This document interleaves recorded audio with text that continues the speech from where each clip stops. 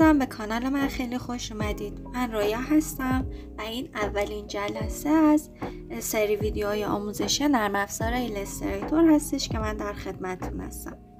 برای شروع میخوایم از ابتدا از نحوه نصب نرم افزار شروع کنیم و سپس مراحل رو به ترتیب بگذرونیم. برای شروع، برای نصب نرم افزار ابتدا باید برنامه رو دانلود کنیم که من از قبل این کارو کردم و اینم بهتون بگم بعد از دانلود نرم افزار امکان داره که فایلتون به صورت زیپ باشه یا فایل فشرده باشه. شما باید زحمت بکشید از حالت فشرده شده نرم افزار رو خارج بکنید تا بتونیم با هم نصبش کنیم که از قبل من این کار رو انجام دادم. روی ستاپ کلیک میکنم و شروع میکنم به نصب نرم افزار. صفحه من باز شد.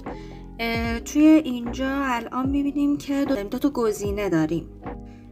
یه گزینه لنگویج، یه گزینه لوکیشنه که من ترجیح میدم که به هیچ کدوم از اینا دست نزنم.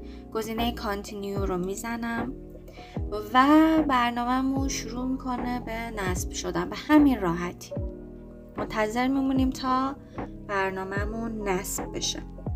اگر بخوایم کلی درباره نرم افزار ایلستریتور یا صحبتی بکنیم، نرم افزار ایلستریتور ساخته شده برای طراحان و گرافیستای عزیزی که توی این زمینه فعالیت میکنن و همچنین کارهای چاپی و کارهای چاپخونه‌ای.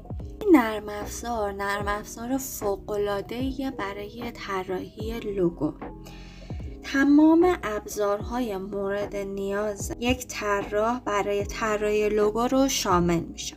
کارهای دیگه ای که مربوط به کارهای چاپی و چاپخونه‌ای هستش مثل طراحی بروشور، کاتالوگ، کارت ویزیت که البته کارت ویزیت رو توی فتوشاپ هم میتونیم طراحی بکنیم و طراحی‌های دیگر رو هم میتونیم توی برنامه ایلستریتور انجام بدیم. ولی اگر به صورت کلی بخوایم درباره تفاوت ایلستریتور یا فتوشاپ با هم دیگه صحبت بکنیم، فتوشاپ امکان کارهای برداری و وکتور وجود نداره، در حالی که ایلستریتور ساخته شده برای کارهای وکتور و یکی از مزیت‌های خیلی خوبی که اختیار ما قرار میده، فرض بگیریم که ما یه لوگوی داخل نرم افزار ایلستریتور طراحی کردیم و با گذشت زمان ما تصمیم گرفتیم که این لوگو رو توی ابعاد بزرگتر یا ابعاد بی‌نهایت بزرگش بکنیم.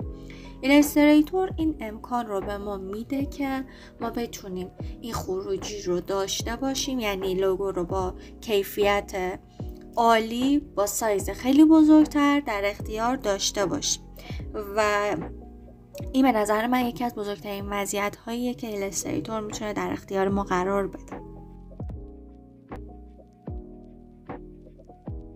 خب برنامه نصب شد و ما میایم گزینه لانچ رو میزنیم که وارد نرم افزار شیم.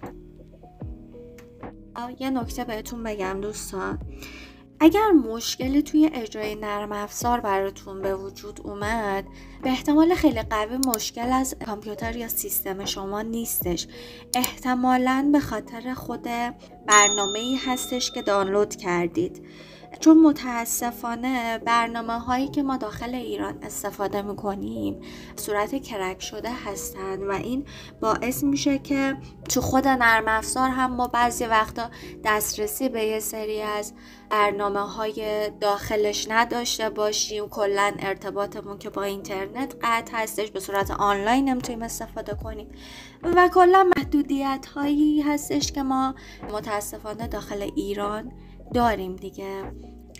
خب نرم افزار برای من باز شد و میخوایم یه نگاه کلی بهش بندازیم.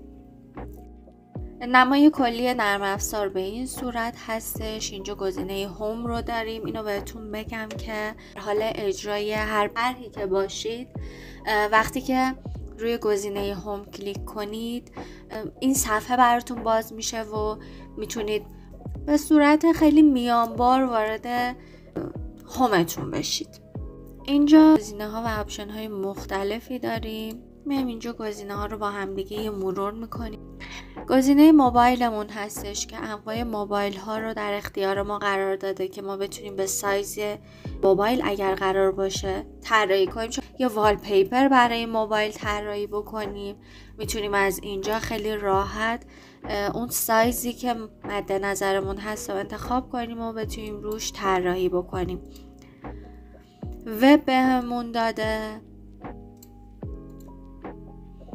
صفحات پرینت هستش که دیگه فکر میکنم عرف هستش که A4 باشه، A3 باشه. ابعادی هستش که داخل پرینتر میتونیم ازش پرینت بگیریم. ابعادی برای فیلم و ویدیو در اختیارمون قرار داده. آرت و ایلستریتور. بگذاریم. نوار این بغل رو داریم برای اینکه خودمون بتونیم به صورت سفارشی با ابعادی که خودمون میخوایم یه صفحه رو ایجاد کنیم. توی قسمت پرزنت دیتیل هستش که میتونیم اسم خودمون رو وارد بکنیم. اینجا میتونیم انتخاب بکنیم میخوایم به چه صورت محاسباتمون رو انجام بدیم، میلیمتر باشه، سانتی متر باشه، پیکسل باشه یا هر چیز دیگه، این متر باشه که اصولا یا سانتی متر استفاده میکنیم یا میلیمتر. برای من سانتی متر راحت تره. این ابعاد رو میتونیم تغییر بدیم. اینجا میتونیم به صورت افقی یا عمودی بودن صفحه‌مون رو انتخاب بکنیم. درباره آرت بورد ها در آینده با هم دیگه صحبت میکنیم. این پایین تو گزینه بلد ما میتونیم انتخاب بکنیم گوشه صفحه‌مون به چه صورت باشه، یعنی برشی که قرار داخل صفحه داشته باشیم به چه صورت باشه.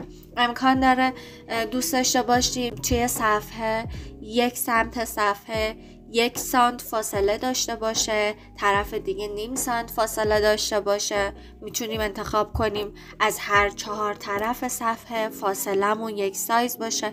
اینا رو میتونید انتخاب بکنید، صفحتون رو شکل بدید. پایین تر گزینه کالر مود رو داریم که 2 تا گزینه داریم، CMYK و RGB. CMYK برای زمانی هستش که شما برای چاپخونه دارید طراحی انجام میدید و قرار کارتون، طرحتون به صورت رنگ offset چاپ بشه، و RGB هم برای زمانی هستش که شما به صورت دیجیتال دارید کار میکنید. پایین تر در حال حاضر ما گزینه راستر افکت رو داریم که اینجا میتونیم کوالیتی یا رزولوشن طرحمون رو انتخاب بکنیم که های 300 ppi باشه، مدیوم 150 ppi باشه، اسکرین 72 ppi باشه که اینها هر کدومشون داخل طراحی متفاوت هستن.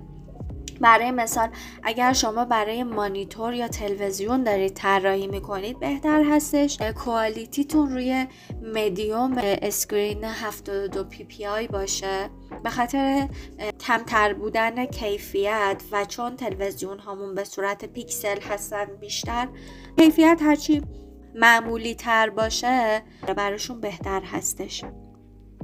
پریویو مود ها هستن که درباره اینها هم در آینده صحبت میکنیم، و این نمای کلیمون هستش درباره ایلستریتور و یه نیو داکیومنتی که اگر بخوایم بسازیم به چه صورت هستش. فکر میکنم تا جایی که باید بهتون توضیح میدادم توضیح دادم. امیدوارم براتون مفید بوده باشه. به این صورت گزینه کریت رو میزنیم و در حال حاضر ما یک نیو داکیومنت داریم. خب دوستان، این بود اولین قسمت از سری آموزش های ایلستریتور. ما توی این قسمت نحوه نصب نرم افزار و نحوه نیو کانتینیو ساختن رو آموزش دیدیم و تو جلسه های آینده کم کم با قسمت های دیگه نرم افزار آشنا میشیم. ممنون که تا اینجا همراه من بودید. تا جلسه بعدی، خدا نگهدار.